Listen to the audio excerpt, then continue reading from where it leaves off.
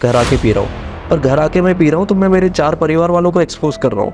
Passive smoking से भी तो बढ़ता है। ये क्या होता है, 10 to 20% चांस है कि ब्रेन में भी बीमारी पहुंच गई है। जिसको एक बार फेफड़ों का कैंसर हो गया वो अपने उल्टे दिन गिनना शुरू कर दे। भारत के अंदर फेफड़ों के कैंसर को ठीक करने के लिए हमारे पास क्या क्या ऑप्शन अवेलेबल। मैंने किसी भी फेफड़ों के कैंसर वाले मरीज को 6 से 12 महीने से ज़्यादा लाइफ देखी नहीं है उसकी। नो टबैको, से नो टू टबैको, से नो टू स्मोकिंग।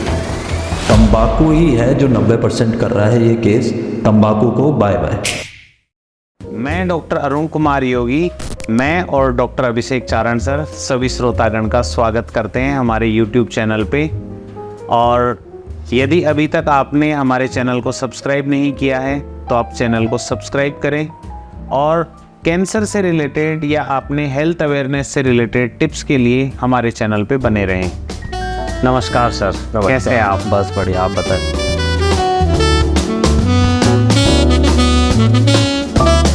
सर, पिछली बार जो हमने आपके साथ डिस्कस किया था ब्रेस्ट कैंसर के ऊपर, तो लोगों ने काफ़ी प्यार दिया उसको, और हमारे पास जो सबसे ज़्यादा क्वेरी और जो क्वेश्चंस आए हैं वो आए हैं लंग कैंसर के बारे में जी। तो फेफड़ों का कैंसर जिसे बोलते हैं हिंदी में। तो मैं ये जानना चाहूँगा कि लंग कैंसर क्या होता है? लंग कैंसर जैसा आपने बताया, हिंदी में फेफड़े होते हैं। हमारे शरीर में 2 फेफड़े होते हैं, राइट और लेफ्ट। उसमें कोई कैंसर हो जाना, उसको हम लंग कैंसर कहते हैं। ठीक है। लंग कैंसर जो होता है उसका इंडिया के अंदर यानी भारत के अंदर अभी इंसिडेंस प्रिवलेंस यानी क्या स्थिति है, और दूसरा ये मेल और फीमेल में किस में ज़्यादा होता है? जी, ये मेनली मेल में पाया जाता है, और उसका रीज़न भी है कि मेल लोग टबैको स्मोकिंग करते हैं। नंबर 1 कल्प्रिट लंग कैंसर में है टबैको का, और वो मेल में ज़्यादा प्रचलित है। तो मेल में ये सेकंड मोस्ट कॉमन कैंसर है after head and neck. India में सेकंड मोस्ट कॉमन। डेथ में ये ऑल ओवर वर्ल्ड में नंबर 1 में आता है लंग। लेडीज़ में इंडिया में ये पहले 5 में नहीं आता, 6, 7वें में आता है। रीज़न वही है क्योंकि लेडीज़ स्मोक नहीं करती, टबैको कंजप्शन ना के बराबर है उनका, तो इसलिए लेडीज़ में कम है, मेल में सेकंड मोस्ट कॉमन है ये। इंडिया के अंदर या मेल्स में जो इतना ज़्यादा रिस्क फैक्टर है लंग कैंसर का, तो ये रिस्क फैक्टर क्या क्या होते हैं जिनकी वजह से ज़्यादा है मेल के अंदर? देखिए, पहला और सबसे बड़ा रिस्क फैक्टर तो है तंबाकू, टबैको। टबैको आप सिगरेट से, बीड़ी से, सिगार से, पाइप से, चिलम से किसी भी तरीके से अंदर गया है, वो आपका लंग कैंसर का एक्सपोजर बढ़ाता है। डिपेंड करता है कितना अमाउंट गया, कौन सा मीडियम था। बीड़ी में अलग लेवल जाता है, सिगरेट में अलग, चिलम, पाइप में, सब में अलग अलग लेवल जाता है। ये तो रहा खुद जो स्मोक करते हैं वो करते हैं। एक होता है पैसिव स्मोकिंग, जैसे मैं स्मोक कर रहा हूँ और आप मेरे साथ इतना नज़दीक बैठे, आपको भी जो एग्जॉस्ट निकलेगा, मैं छोड़ूंगा धुआं, वो आप अगर इनहेल करते हैं तो आप में भी रिस्क आ जाता है। उसे कहते हैं हम पैसिव स्मोकिंग। तो जैसे घर में कोई हस्बैंड वाइफ है, हस्बैंड स्मोक कर रहा है, वाइफ ऑटोमेटिकली एक्सपोज हो गई है, उनका भी रिस्क फैक्टर हो गया है। तो जो स्मोक कर रहा है उसको तो 20 गुना रिस्क ज़्यादा है, और जो पैसिव स्मोक कर रहा है उसको 2 to 3 टाइम रिस्क है, क्योंकि वो भी इनहेल तो कर रहा है ना। तो जो नहीं, मज़े कोई और ले रहा है और भुगत कोई और सकता है, ये भी है। तो बाकी रिस्क फैक्टर में आप जैसे डीजल एग्जॉस्ट हो गया, चूल्हे पे काम करना हो गया, रेडॉन, सिलिका, क्रोमियम, एस्बेस्टॉस, ये ऑक्यूपेशनल वाले, इन सब से भी बहुत होता है। कोल वाला बर्निंग हो गया, बहुत सारे रिस्क फैक्टर। किसी भी प्रकार का धुआं जो अच्छा नहीं है वो आपको कैंसर दे सकता है लंग। तो बहुत सारे ऐसे भी लोग हैं जो इस धुआं से एक्सपोज नहीं हैं या स्मोकिंग नहीं करते हैं, उनके अंदर जो कैंसर हो जाता है उसका क्या कारण है? बहुत अच्छा सवाल है। मेरे पास ऐसे बहुत लेडीज़ आती हैं, मोस्टली लेडीज़, जेंट्स कम होते हैं इस नंबर में, जिनको 55 से 60 होंगी, कभी नेवर, नॉन स्मोकर जिसे हम वर्ड कहते हैं, नेवर स्मोक, गैस में काम करती हैं, वो चूल्हे पे भी नहीं करती, पर उनको भी लंग हो जाते हैं। ऐसे केसेस 40 to 50% एडिनोकार्सिनोमा में आते हैं। ये म्यूटेशन की वजह से आता है, शरीर में कुछ म्यूटेशन हो गया, एक सेल म्यूटेट हो गया, फिर वो कैंसर बन गया, फैल गया। तो ये बैड लक की वजह से कुछ म्यूटेशंस हो गए आप में, और उससे फिर कैंसर हो गया। ये भी बहुत कॉमन है, और खासकर लेडीज़ में होता है ये। तो जिनके अंदर ये जेनेटिक फैक्टर है म्यूटेशन वाला, या जो मेल बहुत ज़्यादा एक्सपोज्ड हैं टोबैको स्मोकिंग से, जो रिस्क फैक्टर पे हैं, तो इनके लिए हमारा स्क्रीनिंग कैसे करेंगे? स्क्रीनिंग हमेशा, स्क्रीनिंग का मतलब ही है कि किसी को कुछ है नहीं और आप पता करके उसको टाइमली डायग्नोस कर रहे हैं। तो स्क्रीनिंग हमेशा हेल्दी इंडिविजुअल में करा जाता है, healthy but exposed and high risk वाले लंग कैंसर में। तो एक्सपोज्ड एंड हाई रिस्क में आते हैं दोज आर करंट स्मोकर, जो अभी भी धूम्रपान कर रहे हैं या जिन्होंने 15 से 20 साल धूम्रपान करके अभी रिसेंटली छोड़ा है, और जिनका एज ग्रुप होता है 55 से 80 साल। उनमें हम लो डोज सीटी करके, लो डोज सीटी स्कैन करते हैं, वो 30 सेकंड में मात्र हो जाता है, नॉमिनल चार्जेस में होता है। उससे हम पता लगा सकते हैं एडवांस स्टेजेस। इंडिया में स्क्रीनिंग का कल्चर ही नहीं है, तभी हमें अर्ली कैंसर कोई दिखता ही नहीं। आप यूएस जाइए, स्टेज 1 और 2 कितने मिलेंगे आपको? बहुत मिलेंगे, क्योंकि वहाँ स्क्रीनिंग बहुत रोबस्ट है, इंश्योरेंस में कवर है। इंडिया में ये सब होता ही नहीं। तो इस पे लोगों को ध्यान देना है, जो भी एजुकेटेड हैं या जो स्मोक करते हैं। ये है, पहले तो करना नहीं चाहिए। अगर आप करते हैं और आपने क्विट करा है, जो भी है, आप स्क्रीनिंग जरूर कराएं अगर आप 55 से 80 में हैं। तो स्क्रीनिंग के लिए क्या टेस्ट रहता है? फेफड़ों के कैंसर के लिए स्क्रीनिंग के लिए क्या टेस्ट? में एक ही टेस्ट है, low dose CT scan. Low dose का मतलब होता है नॉर्मल सीटी स्कैन। एक नॉर्मल सीटी स्कैन 100 एक्सरे के बराबर आपको किरणें देगा। हार्मफुल होता है सीटी स्कैन, नॉर्मल नहीं होता। पर अगर हम उसका एक्सपोजर कम कर दें, क्योंकि हम हेल्दी इंडिविजुअल में कर रहे हैं, हमें उनको नुकसान भी नहीं देना है, तो हम लो डोज में उसका सीटी स्कैन करेंगे। नॉर्मल कन्वेंशनल सीटी स्कैन से उसका डोज काफ़ी कम होगा, जिससे उसको हार्मफुल रेडिएशन का एक्सपोजर नहीं होगा, रिस्क नहीं बढ़ेगा, और हम डिटेक्ट भी कर पाएंगे अगर उसके कोई गांठ है तो एक स्क्रीनिंग के अंदर लो डोज सिटी स्कैन में यदि हमें पता चलता है कि उसको कोई ट्यूमर है, लंग कैंसर, यानी कि लंग में कोई गांठ है फेफड़ों में, तो उस ट्यूमर के लिए हम फिर आगे डायग्नोसिस कैसे करेंगे कंफर्मेटरी कि ये लंग कैंसर है? देखिए, पहले अगर आपने कोई भी पेशेंट आया स्क्रीनिंग के माध्यम से आया, वो तो ना के बराबर आता है स्क्रीनिंग से, सिम्टम से ही आता है मरीज हमारे पास। सिम्टम लेके आया, पहले हम उसकी वो देखेंगे स्टेज क्या है।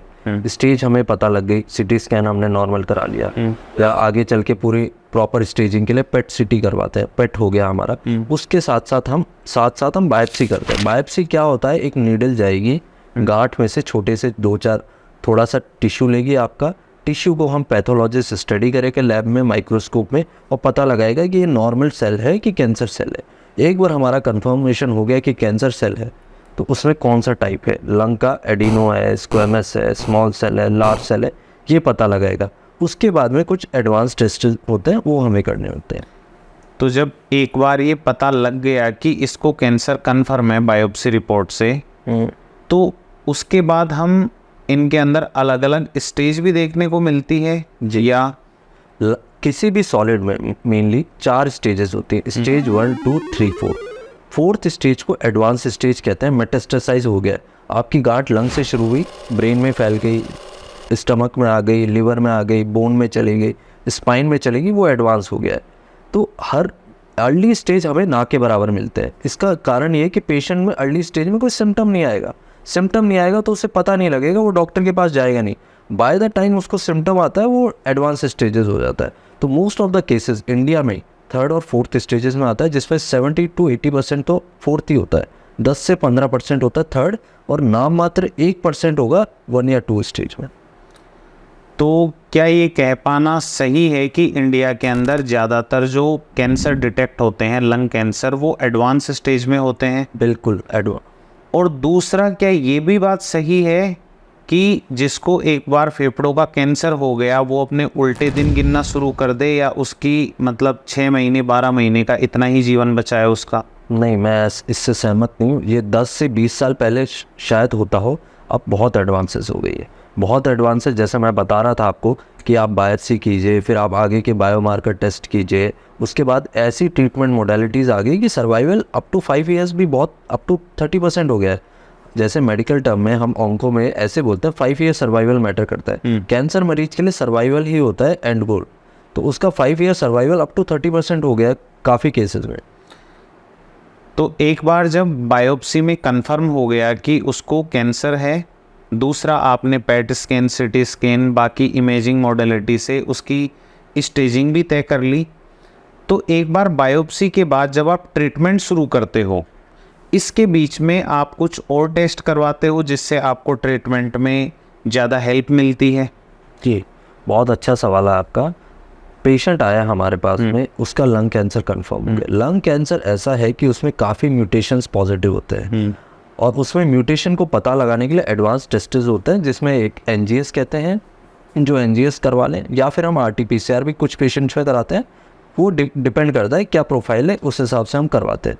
तो उससे हमें म्यूटेशन पता लग जाता है। म्यूटेशन क्या है कि एक इतना बड़ा एक कैंसर सेल है, वो एक से शुरू होगा। पहला सेल होगा, जो पहला सेल है, जो सेनापति है, एक ये बहुत बड़ा समूह है कैंसर सेल, बहुत सारे सेल्स हैं, उनका जो सेनापति है उसको हम ड्राइवर म्यूटेशन बोल लीजिए आप, वो उनको आगे लेके जा रहा है, वो अपनी सेना को कूच करवा रहा है। तो उस सेनापति का पता लगाने के लिए, ये आम भाषा में समझा रहा हूँ, बिल्कुल उसका पता लगाने के लिए, जिसे हम ड्राइवर म्यूटेशन कहते हैं, वो इन टेस्ट से पता लग जाता है। इन टेस्ट से हमें पता लगे ये ड्राइवर म्यूटेशन है, उसके अगेंस्ट फिर हम काम करेंगे, तो फिर रिजल्ट बहुत अच्छा आता है। सर्वाइवल 3 गुना बढ़ गया इन लास्ट 5 ईयर्स। तो अभी भारत में हमारे पास ये जो आपने बायोप्सी और मार्कर कराने के बाद में जो आप ट्रीटमेंट मॉडलिटी बता रहे हो, तो भारत में अभी फेफड़ों के कैंसर के लिए हमारे पास कौन कौन सी ट्रीटमेंट मॉडलिटी है? देखिए, अगर डिपेंड करता है स्टेज क्या है, स्टेज 1 और 2 में और few selected cases of stage 3 surgery हो सकती है। पर स्टेज 1 और 2 वाले पेशेंट हमारे पास में आते हैं लेस देन 1%, स्टेज 3 वाले आते हैं अप टू 10%, और 80 to 90% आते हैं स्टेज 4 वाले हमारे पास। स्टेज 4 में क्यूरेबल नहीं है, पैलिएशन देना होता है, आप सफरिंग कम कीजिए, लाइफ लंबी कीजिए, पर ये 6 और 12 महीने वाला कंसेप्ट चला गया। सबसे ज़्यादा जो प्रॉब्लम है लोगों के साथ वो ये है कि जब कैंसर के सिम्टम्स आते हैं तो पता नहीं चलता। तो सर आप हमें ये बताएं कि फेफड़ों का जो कैंसर होता है उसके अर्ली सिम्टम्स क्या होते हैं, और कोई पर्सन यदि रिस्क फैक्टर है उसको बहुत ज़्यादा, तो वो उन सिम्टम्स को देख के अपना स्क्रीनिंग करवाए। क्या है सिम्टम्स फेफड़ों के? सिम्टम्स में ऐसे हर पेशेंट को स्क्रीनिंग की आवश्यकता नहीं है। जो हाई रिस्क पेशेंट है उन्हीं में है, जिनमें जैसे मैंने बताया, जो स्मोक करते हैं, 55 से 80 में है, या हाई करंट स्मोकर है, या हैवी स्मोकर पास्ट में है, उनको ज़रूरत है। अगर किसी लंग कैंसर का पेशेंट आता है, मोस्ट कॉमन सिम्टम होता है सूखी खांसी, ड्राई कॉफ जिसे कहते हैं। उसके बाद में उस आगे चल के उस खांसी में खून आ सकता है, चेस्ट पेन हो सकता है, ब्रीदिंग प्रॉब्लम हो सकती है। ये सारे लंग से रिलेटेड सिम्टम होते हैं। कुछ वीक सिम्टम्स भी होते हैं, जैसे वेट कम होना, आपको भूख नहीं लगना, थकावट महसूस होना, ये कैंसर के वीक सिम्टम्स है। ये मोस्ट ऑफ द कैंसर में पाए जाते हैं, लंग में खासकर अच्छे से पाया जाता है। कुछ केसेस में कैंसर एडवांस हो गया है, गांठ यहाँ पे है और ब्रेन में भी पहुँच गए, तो कई पेशेंट मेरे पे एकदम से आएंगे, लकवे में आएंगे, या हैमरेज के साथ आएंगे, या फिर हेडेक के साथ आएंगे। तो उनमें फिर क्या हो रहा है कि उनमें ब्रेन में पहुंच गया, तो उन सिम्टम से भी आते हैं। कुछ बोन पेन से आते हैं, हड्डी में बीमारी पहुंच गई तो बोन पेन से आएंगे। कुछ पैरालिसिस से आएंगे कि बीमारी रीढ़ की हड्डी में पहुंच गई, स्पाइन में पहुंच गई। तो डिपेंड करता है कितना एडवांस है, उस हिसाब से सिम्टम होता है। तो हमारे पास डायग्नोसिस के लिए अभी क्या मॉडलिटी है, जिससे हम, जैसे आपने बताया, स्क्रीनिंग में लो डोज CT करवाते हैं, उसके बाद कन्फर्मेटरी डायग्नोसिस के लिए हमारे पास क्या टूल है? देखिए, कंफर्मेशन तो हमेशा बायोप्सी से ही होगा। कोई भी कैंसर हो, बायोप्सी करनी पड़ती है। बायोप्सी में एक सुई जाएगी, थोड़ा सा टिश्यू लेगी, पैथोलॉजिस्ट के पास वो टिश्यू आएगा, वो माइक्रोस्कोप में स्टडी करेगा कि ये नॉर्मल सेल है कि कैंसर सेल है। कैंसर सेल है तो कौन सा टाइप का कैंसर सेल है, उससे बायोप्सी से कंफर्म हो जाएगा। साथ साथ हम इमेजिंग करते हैं स्टेजिंग वर्कअप के लिए। स्टेजिंग वर्कअप के लिए इमेजिंग में पेट CT होता है।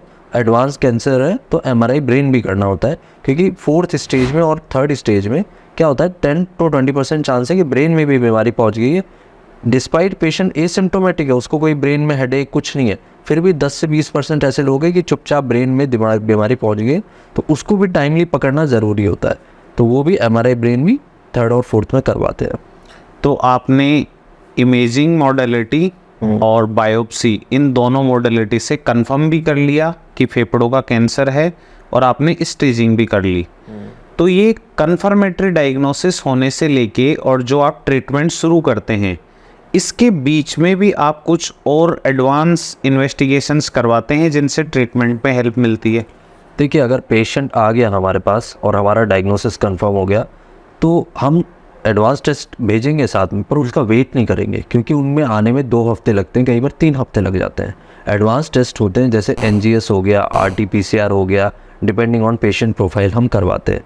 उससे क्या होता है, ये टेस्ट होते हैं बायोमार्कर का पता लगाते हैं। जैसे मैंने आपको पहले बताया, कैंसर सेल पहले कोई ड्राइवर म्यूटेशन है, कोई एक मेन सेल है जो उन सबको आगे लेके चल रहा है, सेनापति जैसे, उसको पता लगाने का लिए ड्राइवर म्यूटेशन कहते हैं। उसके लिए वो एक तरीके का बायोमार्कर है।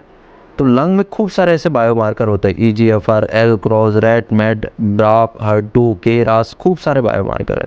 और ये तो हो गए सारे बायोमार्कर। एक होता है PDL1 जो IHC से होता है, उससे हम आगे चल के हमें पता लगता है कि इन पेशेंट में इम्यूनोथेरेपी काम करेगी नहीं करेगी। तो ये दोनों टेस्ट PDL1 IHC और NGS वाले ये हम साइमल्टेनियसली भेज देते हैं डे 1 पे।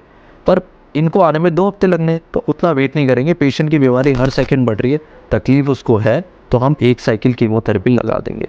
फिर जैसे इनकी रिपोर्ट आएगी उसके हिसाब से नेक्स्ट टाइम में हम चेंजेस कर लेते हैं। तो अभी भारत के अंदर फेफड़ों के कैंसर को ठीक करने के लिए हमारे पास क्या क्या ऑप्शन अवेलेबल हैं, क्या क्या ट्रीटमेंट मॉडलिटी हैं, उनके बारे में थोड़ा आप बताइए। देखिए, मेनली कन्वेंशनल तो सर्जरी, रेडिएशन और कीमोथेरेपी रहता है। सर्जरी का रोल स्टेज 1 और 2 में होता है और 3rd में सेलेक्टेड केसेस में। रेडिएशन का रोल होता है एक तो 3rd स्टेज में क्यूरेटिव इंटेंट से। पैलेटिव इंटेंट मतलब जिसमें सिर्फ दर्द से आराम देना और बीमारी परेशानी से आराम देना। ब्रेन में बीमारी पहुंच गई, स्टेज 4 में भी रेडिएशन देना पड़ता है सिर्फ ब्रेन में, या किसी बोन में पहुंच गया, दर्द बहुत है, उसमें हम रेडिएशन दे सकते हैं। मेन मोडेलिटी होता है कीमोथेरेपी, टारगेटेड थेरेपी या इम्यूनोथेरेपी। कीमोथेरेपी कन्वेंशनल है, बहुत टाइम से है, कई दशकों से है। उसका फ़ायदा भी है, नुकसान भी है। फ़ायदा ये है कि वो हमें पता है कि हम अवेलेबिलिटी सही है, उसके लिए अलग कोई टेस्ट नहीं कराना, अब दे सकते हैं। टारगेटेड थेरेपी क्योंकि वो टारगेट पे हिट करेगी और किसी पे हिट नहीं करेगी, तो वो टारगेट पता लगाना जरूरी है। वो टारगेट पता लगता है NGS से कि कौन सा टारगेट पॉजिटिव है, EGFR पॉजिटिव है, एल पॉजिटिव है, फिर उस हिसाब से उसकी गोली दी जाती है। इम्यूनोथेरेपी जैसे मैंने आपको बताया, PDL1 टेस्ट कराया जाता है। PDL1 टेस्ट अगर 50 के ऊपर है तो सिर्फ आप इम्यूनोथेरेपी सिंगल एजेंट दीजिए, कुछ नहीं एंज करना। 1 से 39 में है PDL1 का रिजल्ट, तो कीमो प्लस इम्यूनो दीजिए, इनसे बहुत अच्छा रिजल्ट आता है। तो क्या ये चीज़ सही है कि अभी जो इम्यूनोथेरेपी और टारगेटेड थेरेपी के बारे में आप बात कर रहे हैं, यदि मैं बात करूं आज से 5 से 10 साल पहले की, तो मैंने किसी भी फेफड़ों की कैंसर वाले मरीज को 6 से 12 महीने से ज़्यादा लाइफ देखी नहीं है उसकी। और दूसरी चीज़ कि उसका खर्चा भी करोड़ों में होता था। तो आम जनता के लिए या जो हमारे गाँव में बैठे हुए लोग हैं जो इतने पढ़े लिखे नहीं हैं और जो मिडिल क्लास से हैं, क्या आज के टाइम पे एक मिडिल क्लास फैमिली के लिए ये ट्रीटमेंट अफोर्डेबल है? पहली चीज़। दूसरी चीज़, क्या इस ट्रीटमेंट को लेने के बाद अभी ट्रीटमेंट में इतना एडवांसमेंट हुआ है कि उनकी लाइफ स्पैन बढ़ जाए? जी, बहुत एडवांसेस हो गया है। एक डेकेड में, लास्ट डेकेड में बहुत फ़र्क आ गया है। पहला तो ये कि टारगेटेड थेरेपी खूब जेनरिक भी हो गई हैं और इवन जो कंपनी वाले भी काफ़ी उनकी प्राइसेस कम हो गई हैं। इन्वेस्टिगेशन से हम पता लगा लेते हैं और उनको ट्रीटमेंट भी फिर प्रॉपर, अगर टारगेटेड थेरेपी से सर्वाइवल 3 गुना बढ़ गया है। रही बात इम्यूनोथेरेपी की, आपने बहुत सही कहा, 10 साल पहले 1 करोड़ रुपए लग जाते थे। आज के दिन मैं कह सकता हूँ इतने प्रोग्राम है, इतनी स्कीम्स है, पैनल वाले पेशेंट हो गए, ECHS वगैरह हो गए, या पेशेंट असिस्टेंट प्रोग्राम हो गए जो कंपनी बनाती है, जो उनसे कॉस्ट ऐसी इतनी नीचे आ गई कि एक मिडिल क्लास वाला आज इंसान कर सकता है अफोर्ड। और उससे इनसे ये है कि प्रॉपर इलाज मिलने से सर्वाइवल 3 से 5 गुना बढ़ गया है। जैसा आपने बताया कि 10 साल पहले 6 से 12 महीने था, बिल्कुल सही कहा आपने। आज के दिन में सेलेक्टेड पेशेंट जो प्रॉपरली इलाज ले पाते हैं, जिनमें टारगेटेड या इम्यूनो मिलती है, 30% to 50% पेशेंट है जो 5 साल भी जी रहे हैं। जैसे कई म्यूटेशन है, एल्क हो गया, बहुत अच्छा म्यूटेशन है, 3 to 7% में पाया जाता है टारगेटेड म्यूटेशन। उसके लोग तो 7 से 8 साल भी जी रहे हैं, गोली पे, सिर्फ गोली पे। तो फेफड़ों के कैंसर में यदि आप एक अच्छे ऑन्कोलॉजिस्ट की सलाह लेके और अच्छे से ट्रीटमेंट लेते हैं तो आपकी लाइफ भी अच्छी इम्प्रूव हो सकती है। तो और इसके क्या आउटकम है, प्रोग्नोसिस और आउटकम के बारे में एक बार स्पेसिफिकली आप बताएं हमारे दर्शकों को, ताकि उनको और ज़्यादा अच्छी इन्फॉर्मेशन मिले कि क्यों उनको फेफड़ों के कैंसर का सही से ट्रीटमेंट लेना चाहिए। देखिए, पहले तो हमारे पास में कोई सिम्टम है, आपका कोई भी शरीर आपको हिंट देगा, मेरे को अगर बलगम में खून आ रहा है या खांसी आ रही है या वजन कम हो रहा है, इग्नोर मत कीजिए। कई बार हमें पता होता है कोई दिक्कत है, पर हमारे डर ये होता है कहीं ये कैंसर तो नहीं निकल आएगा। इस डर से ही हम नहीं जाते, फिर घर वाले हमें लेके जाते हैं, बाय द टाइम बहुत लेट हो चुका होता है। तो डरे नहीं, आप टाइमली उसको आपको बॉडी हमेशा हिंट दे रही होगी, आपको उसको हिंट को पकड़ के टाइमली डायग्नोस कराना है। एक बार आपका डायग्नोसिस हो गया, फिर डिपेंड करेगा आपके क्या टेस्ट पॉजिटिव है। टारगेटेड टेस्ट अगर आपके पॉजिटिव है NGS के माध्यम से, RT-PCR, उन टेस्ट के माध्यम से फिर आपको गोली चालू कर देंगे। टारगेटेड थेरेपी ओनली टैबलेट से होती है। टैबलेट के साइड इफ़ेक्ट कम है, बहुत लंबा चलता है, पेशेंट परेशान नहीं होता है। साइड इफ़ेक्ट के नाम पे सिर्फ रैश होगा, डायरिया होगा, मुंह में मतलब दाग हो गए कुछ चमड़ी पे, या फिर डायरिया होगा। इनसे सर्वाइवल 3 to 5 टाइम बढ़ गया है। वैसे ही इम्यूनोथेरेपी, अगर PD-L1 पॉजिटिव है, इम्यूनोथेरेपी आप दीजिए। इम्यूनोथेरेपी क्या करता है कि आपके बॉडी में इम्यून सिस्टम है जो जाके कैंसर सेल को अटैक करता है। तो अभी आप पूछोगे वो तो हमें पहले भी था, तो इम्यूनोथेरेपी से अलग क्या हो जाएगा? ऐसे था कि जैसे हम एग्जांपल देते हैं, कोई अतिक्रमण है, कोई जैसे रात के टाइम पे कंस्ट्रक्शन कर लेता है, नगर निगम से छुप के पर्दे लगा के कंस्ट्रक्शन करते रहते हैं, पता नहीं लगने देता। बाय द टाइम उनको पता लगता है तब तक बहुत बड़ा हो चुका होता है, फिर कुछ कर नहीं सकते। इम्यून वैसा ही हमारी बॉडी में है। इम्यून सिस्टम पता नहीं लगा पाता, कैंसर सेल उससे छिप छिप के बनता रहता है, इम्यून सिस्टम को धोखे में रखता है। इम्यूनोथेरेपी क्या करती है, वो जाएगी और आपके इम्यून सिस्टम को उठाएगी, भाई उठो ये कैंसर सेल है, उसको फिर हिम्मत देगी, उसको पोटेंट बनाएगी, और फिर वो जाके आइडेंटिफाई करके कैंसर पे अटैक करके उसको मारेगा। तो ये एक नेचुरल प्रोसेस है इम्यूनोथेरेपी, जो आपके कैंसर को आइडेंटिफाई करेगा और नेचुरली आपके शरीर में इतनी हिम्मत देगा इम्यून सिस्टम, वो जाके कैंसर पर अटैक करके उसको मारेगा। तो एक तरीके की नेचुरल प्रोसेस, प्लस इसमें ड्यूरेबल रिस्पॉन्स आता है, बहुत लंबा रिस्पॉन्स आता है, क्योंकि आपका खुद का बनाया हुआ है, बस उसको तो कहीं से बाहर से वो चाबी भरनी है, वो इम्यूनोथेरेपी चाबी भर रहा है। तो ड्यूरेबल रिस्पॉन्स, बहुत लंबा रिस्पॉन्स और बहुत कम side effect as compared to chemotherapy रहता है। तो इतना ज़्यादा जो लोड है भारत के अंदर फेफड़ों के कैंसर का, और इतना उसके अंदर ट्रीटमेंट मॉडलिटी, इन्वेस्टिगेशन मॉडलिटी लगती हैं, तो इन चीज़ों से बचने के लिए आप गांव में दूर दराज बैठे हुए उन लोगों को क्या संदेश देना चाहेंगे जिससे कि फेफड़ों के कैंसर से बचाव हो सके? मेरा एक ही है, नो टबैको, से नो टू टबैको, से नो टू स्मोकिंग। तंबाकू ही है जो 90% कर रहा है ये केस, तंबाकू को बाय बाय, उसी से होता है। गवर्नमेंट ऑफ इंडिया ने कॉटपा रूल लाई, उससे मतलब ये सारे नियम हमें पता है, पर इनका अच्छे से हमें प्रयोग करना है, इनको यूज़ करना है। कॉटपा नियम है एक, मैं आपको उदाहरण के तौर पे बताता हूँ। जैसे आप मुकेश का एग्जांपल देते होंगे सिनेमा में, मुकेश की ये हो गया तंबाकू से। हम देखते हैं, सबको पता है स्मोकिंग पैकेट में 80% एरिया कवर्ड होता है, किससे स्मोकिंग करने से ये हो जाएगा, फिर भी हम करते हैं। पब्लिक प्लेस पे आप स्मोक करते हैं, 500 रुपये आपका जुर्माना है, हमें पता है, फिर भी हम करते हैं। तो हम अवगत हैं, और कुछ अवगत नहीं, उन्हें अवगत कराना है, और टबैको नहीं यूज़ करना है। जो करते हैं उन्हें भी नहीं करना है, और उन्हें दूसरों के लिए भी सोचता है, मैं बाहर नहीं पीता, घर आके पी रहा हूँ, पर घर आके मैं पी रहा हूँ तो मैं मेरे 4 परिवार वालों को एक्सपोज कर रहा हूँ। पैसिव स्मोकिंग से भी तो बढ़ता है ये। तो टबैको हर प्रकार का, उसको हमें मना करना है। बाकी चीज़ों पे हमारा कंट्रोल नहीं है, पॉल्यूशन हो गया, या फिर डीजल एग्जॉस्ट हो गए, या सिलिका, क्रोमियम, ये इन पे कंट्रोल नहीं है। जिसको प्रिवेंट कर सकते हैं वो तंबाकू। तो आपके दिमाग में यदि ये बात गई हो कि स्मोकिंग और टोबैको एक बहुत बड़ा फैक्टर है, तो नो टू स्मोकिंग, और कैंसर के बारे में और ज़्यादा अपडेट लेने के लिए हमारे चैनल को सब्सक्राइब कीजिए।